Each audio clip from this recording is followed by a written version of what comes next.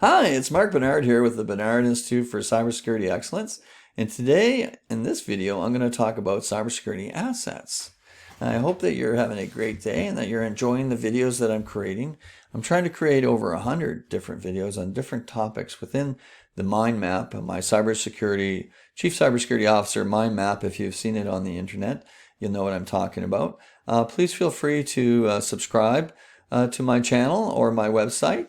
Don't forget to like and share, please. These videos, if you find them interesting and find them useful, please do share them. Now, without further ado, let's move into an explanation of cybersecurity assets. This is by the way, this is the second step in the risk assessment process. If you see my video on the risk assessment waterfall, you'll know that the first step was to do a scoping exercise, which I explained in a different video. Hopefully you've seen that by now. And so now we're going to talk about assets, and then following that we'll have a different video on vulnerabilities. Okay? Assets. Cybersecurity knows no bounds. It's true.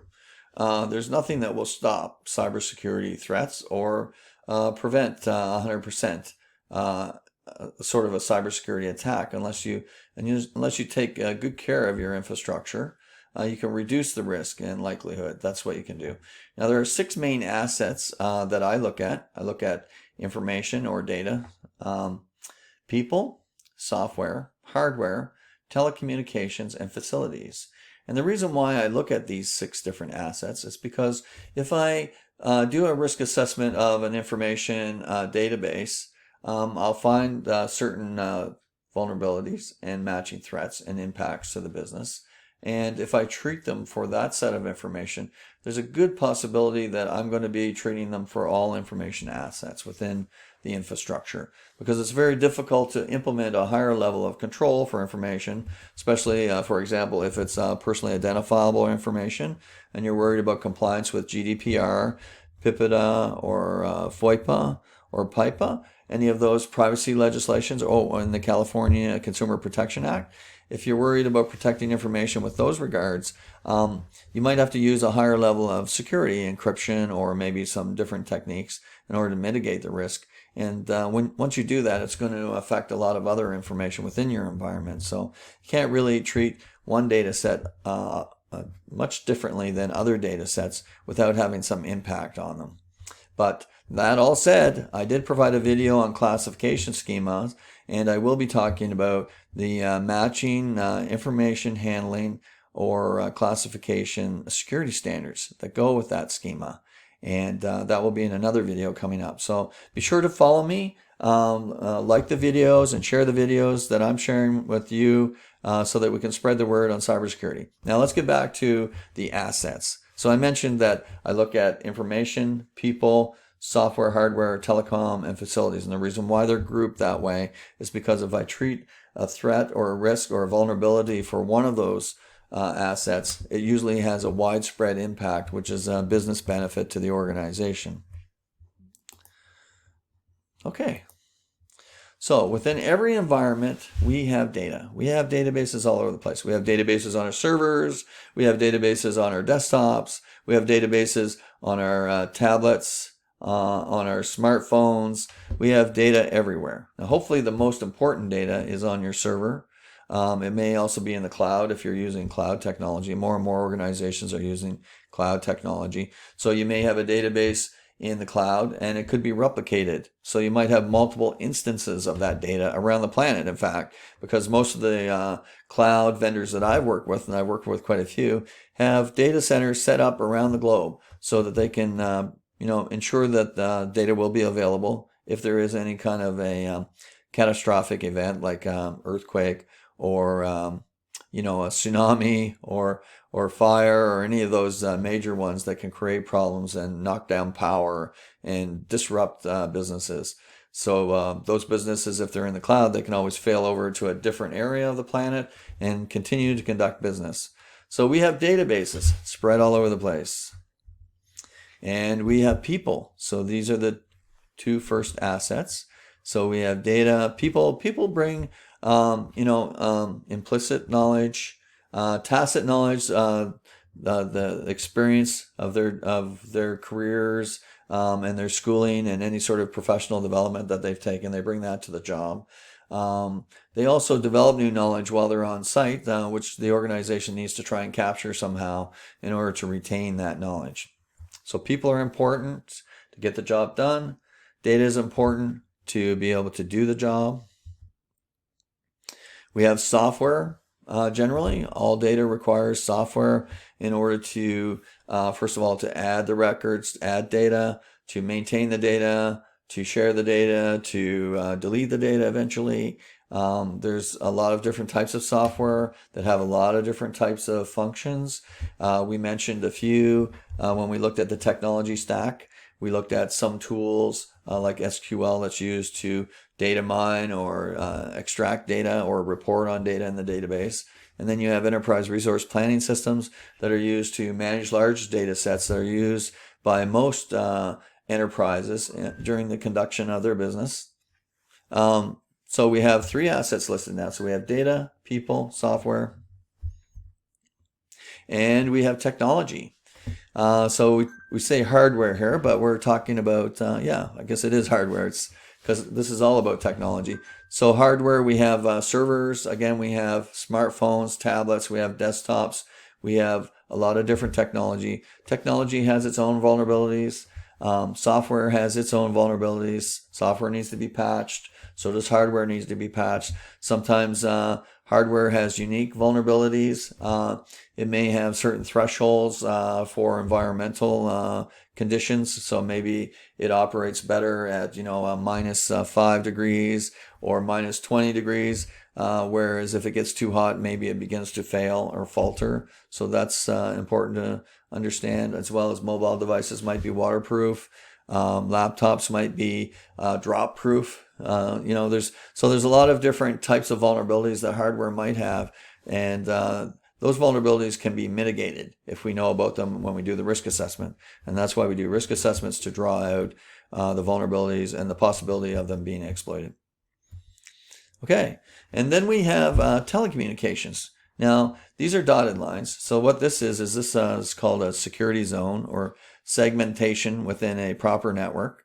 Okay, so we might actually divide different groups up. So we might provide an additional firewall between the finance group and the IT group in order to make sure that only finance people get access into that environment. They can use the devices in that environment, like printers, maybe servers, etc., so forth. The same goes with the technology group. Technology group, there's probably going to be a lot of people with privileged authorities. And we want to make sure that those privileged authorities are not exposed to other parts of the organization that might have a lower level of security, or they may be a little bit more vulnerable to threats. So you can see we have many different groups here. Every segmentation is divided through a firewall. Now, the security zone might actually be defined by the primary, or not the perimeter firewall, but the interior firewall. So there's 2 firewalls. I don't know if you remember me talking about this before, but there's 2 firewalls between the organization and the wild internet. And there's a DMZ buffer in between those 2 firewalls. And then you have this firm boundary. So the firm boundary is often defined by the physical location. So we have a wide area network. The wide area network is connected through the backbone of the internet. Each facility, you might have a warehouse that has a network in that facility. Again, there's people, information, there's software in there, there's technology, hardware, there's telecommunications, obviously, that are being used at the warehouse. Maybe at your own home during the time that you're working remotely. Perhaps you're using you have your own router that goes to the internet. You may not have any firewall, which is bad, but unless your organization has taught you how to use firewalls and how to implement firewalls, you may not have one. But you may have VPN, and VPN may protect you because it's like a hardened shell, if you like, or conduit that goes over the internet and protects people from sniffing or snooping or eavesdropping on your traffic. So that might help. So there's different types of mitigating security, of course. And then there's SSL, TLS that might encrypt the packets. And if you're really sophisticated, you might be using other types of technology that actually encrypt and encapsulate the packets and provide addresses on where the packets can be sent and where they can't be sent. So you have warehouses, you have factories, you have homes connecting to the internet, and then connecting to your office. So there you go. You have 6 assets, 6 different types of assets. Each have their own unique vulnerabilities. Physical property, obviously, they have to have physical security. You have to have access control. You may have metal key management. Managers may lock their doors with the metal key. You may have proximity card all the way through. You may have razor wire or walls around your facility, depending on where you are and what kind of threats there are to your organization. You may have segregation within your environment. So maybe you have the executive team on the 7th floor and you have IT on the 2nd floor, but maybe you have finance on the 3rd floor. So you can also segregate it like that if you own a building. If you're just leasing a space, then maybe within your space you have different zones where there are different groups. Maybe you have sales and marketing in one area of the floor, and maybe there's a wall and doors as well, protecting them from the other groups. Maybe finance is segregated as well. So there's a number of different ways to address all the different potential threats and risks to the organization. And again, you may have a security team who's monitoring the traffic from the network, sitting over on the side, collecting their own data, and they're getting ready to respond to incidents.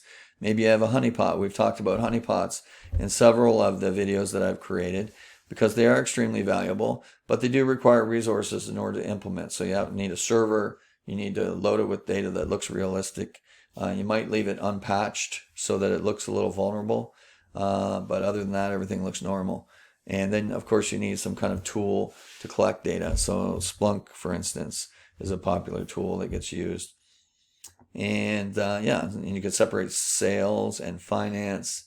You can separate the data center so that only IT authorized people, database engineers, systems engineers can get in there. You might leave the privileged users on the outside. Maybe they don't actually have access to the data center, so that they have to request the assistance of somebody. And you have remote users, and you have customers, and then you have suppliers as well on the outside, connecting maybe to your network to provide orders or requests for orders, or maybe they're fulfilling some kind of materials requirement and delivering those. And then, of course, you have your customers who are purchasing your stuff online. Okay, and there you have it. So, again, information, people, software, hardware, telecommunications, and facilities are the 6 main assets. That's what I'm going to be looking at in the risk assessment. This is step 2 in the risk assessment waterfall. If you haven't already seen the video, please go check it out and you'll know where I'm talking about. And don't forget to review the scoping exercise as well that's on a video.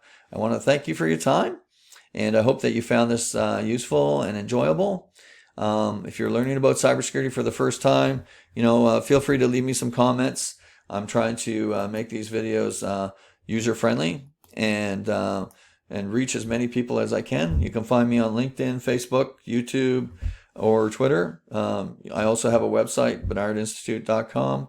Feel free to subscribe, leave comments, send me messages. You have my email address here and my phone number, so I'll be happy to hear from you, happy to answer any of your questions. Just want to make sure that we get that cybersecurity word out there and that we help as many people as we can through this process. Thank you for your time, and take care now.